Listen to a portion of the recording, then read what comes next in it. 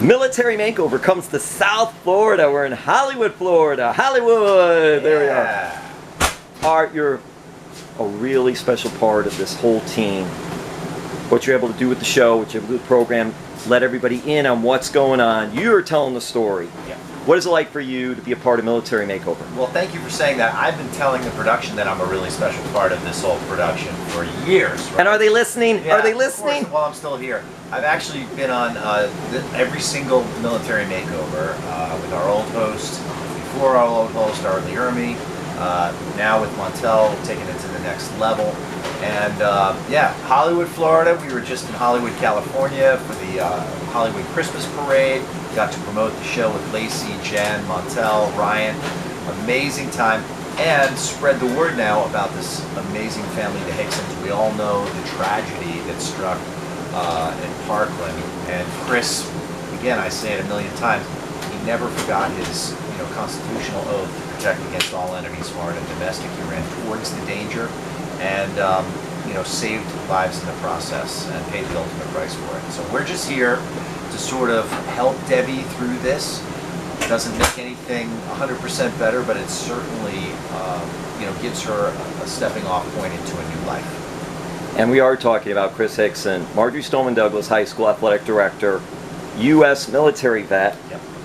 And he did go in there as a hero, risking his lives, not only for our country as in the military, but then also at Stoneman Douglas High School. What did it mean when you found out we're going to be going to Hollywood, Florida for Chris Hixon's house? It was, every family is unique and special in their own way. They all have their own unique challenges. Some seen injuries, some unseen injuries. We try to bring awareness to that, and suicide and PTSD. This particular story with Debbie being the widow of a 27-year Navy veteran, deployed twice to the Persian Gulf, survived all of that, comes home doing what he loves, working with kids and sports and being a mentor to so many, and then loses his life in such a tragic way. When I heard about that, we were all really excited to be able to do something so positive on such a national level. This is probably our most high-profile makeover that we've done because everybody knows the Hixon family at this point. So it's really great just to be able to bring all of these sponsors, the community, the partners that come in. You got to remember that all of these sponsors that are assembled, they donate all of their great products. And I'm just there to sort of give them a little love, show these great products to the viewer, because we like to educate the viewer on maybe they love home improvement and maybe they didn't know that certain products were out on the market. So we give them that, but then we always tie it back to the family. How is this going to help the family? How is new flooring and this and that and the roof, how's that going to give them peace of mind? So that's what it's all about. How did you get on board with this project? With the whole Military Makeover Lifetime TV? Yeah, so I forget how many years ago now, 21 families ago, we usually do 4 a year, so however many that is. Creative director Arash Farsi at BrandStar Entertainment, who produces the show, said, hey, Bank of America or some bank had a foreclosed home in Jacksonville. We're going to do a makeover show, and they've assembled all these companies going to redo this house and give it to this family mortgage-free. So they didn't call it Military Makeover, it was called something else at the time. It was just a concept, a pilot idea. And they needed a host. And I had worked with the company before, so they're like, hey, will you just come in and do this? It turned into a week-long makeover, and I was just basically there to be the on-camera narrator of this. Well, it did so well, and the team at BrandStar said, let's really make this a thing. They lobbed in a call to Arlie Ermy, the guy from Full Metal Jacket, Gunny, right? Everybody remembers him from the movies. And he signed on. He's like, oh, helping the veterans? All I got to do is be the figurehead of this show? Great. So him and I started working together. So that, I think our next one was in Charleston, South Carolina, or somewhere close to there. And it just evolved. And more people got involved. More companies got involved. And to this day, some of the same companies that started on that very first pilot, like Goodman Manufacturing, who does HVAC equipment, they're the third largest manufacturing plant in the United States. It's a massive facility. I've been there twice.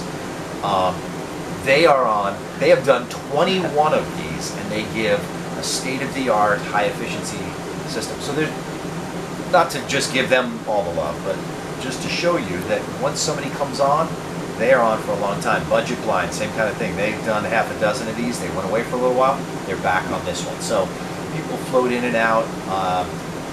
We get all kinds of people. So to see it grow from where it started, where we didn't even know what we were doing, really, with a few cameras and a small rented RV, to now we have Montel Williams and a massive production that has just ballooned to now we have 10 episodes on this family. We're going to follow the progression of the makeover for 10 episodes on Lifetime, starting February 14th, which is the anniversary of the Parkland shooting. So there is such a synergy and such an energy of everything that's happened on this one. It's really amazing to witness. Part of the brands and the businesses and the people involved. You have WWE Superstar Lacey Evans in her third appearance. Yeah. You see Lacey dressed up like when she dresses, and then you see her actually getting her hands dirty. She's out there doing it. Yeah. What was it like when all of a sudden you see, wait a minute, with this gal's pretty tough? Yeah, I'll tell you this. So they said, you know, we have special guests pop in and out of the show. Marcus Luttrell, the lone survivor, who Mark Wahlberg made the movie about, he came in for a makeover. I forget the name. Taya Kyle. Thank you. Thank you. Francesca knows everything. That's awesome. Taya Kyle. Is she with you like 24/7 just in case you're stuck on something and like and she doesn't she's sleep. just there, she pops up. Yes. I call her at 3 in the morning and I get all my ideas. No, but seriously, aside from Lacey for a second, the team that's around here, from the Frannies to the Caitlins to everyone works together as a team, and everyone has an integral role. We'll talk about that in a minute. But with Lacey, they said, we're doing a partnership with WWE. I know nothing about wrestling. I have a few friends in the business, but they're just like entertainment friends. I don't know, I don't watch wrestling, whatever. So Lacey comes in, and she's got her whole shtick. But then, once you get to know her, and you realize her Marine Corps background, she's got a contracting background. She's like, I can wear all this stuff, but when it's all done, I want to come back and just work. And she comes back in her workout clothes and is sawing and tiling and doing all this. And now for her third appearance on the show, she brings such a high profile to our show. So many eyeballs, so much social media. It's wonderful. And she's like, I want to be here. She wants to help the families. And it's not at all about promoting herself or promoting wrestling. Yeah, that's the vehicle that gets her the eyeballs, but she legitimately wants to be here, as we all do. But it's great and refreshing to see somebody with such a high profile in show business to want to be a part of our little show. Yeah, it's interesting. And you say show business, also athleticism, sports entertainment. Yep. Just want to get that in there for all the WWE, because their social media is just incredible, and they'll say, wait, what does he mean show business? Well, there's athletes, so I just want to make that clear so everybody knows, so we're good. So Art, you don't get any TV end of yes, that. exactly. But yes, she's an amazing I'm just looking out for you, Thank Art. you. Hey, call me, I'll explain. As an athlete, she's tremendously talented, and she happened to bring her family with her too. I just met her husband and her daughter. Great little family, and yeah, the daughter's painting, the husband's doing stuff too. Yeah, it's great. Service. So they want to give back. They want to use whatever talents and tools they have to help our production. And Art, the staff and the people that you're working with. Let's wrap it up with that. Yeah. So again, another part of my role on the show is to tell the story of all these amazing partners and sponsors on the corporate level, but really right down to the volunteers. Now we have the Hollywood Firefighters, Local 1375. They've been out here the entire time. We had an electrician show up. He was supposed to be here for one day. He's been here for 5 days in a row. Now, this is a guy that owns his own business or whatever. He's given that up and put his clients on hold to be here for us because he wants to help out Debbie Hixon. We've got an amazing production behind us that is here from BrandStar. We've got a PR team that reaches out and gets all you guys here that highlights what we're doing. So it's an amazing cooperation and synergy where everybody has a role for one purpose. And let me end with this. When you see that, you see all these amazing people, you see the diversity of our cast and crew and volunteers from all over, all ethnicities, all cultures, all races, all religions, all political views. And everyone's here not talking about differences, but talking about similarities. And we're here at the similar thing that we have in common is we're here for the Hixon family, or any family that we do. Now imagine if we were able to do that on a national level, where we as a country are able to put aside partisan and racial and spiritual differences and come together to work for one cause. Imagine what we'd be able to attain. And I like to think of our show as a little microcosm of what's possible. So what you don't see behind the scenes, you feel it when you're here, and I know you feel it, and you can see that and attest to that. It's really, really incredible, and hopefully people will take a little bit of that away.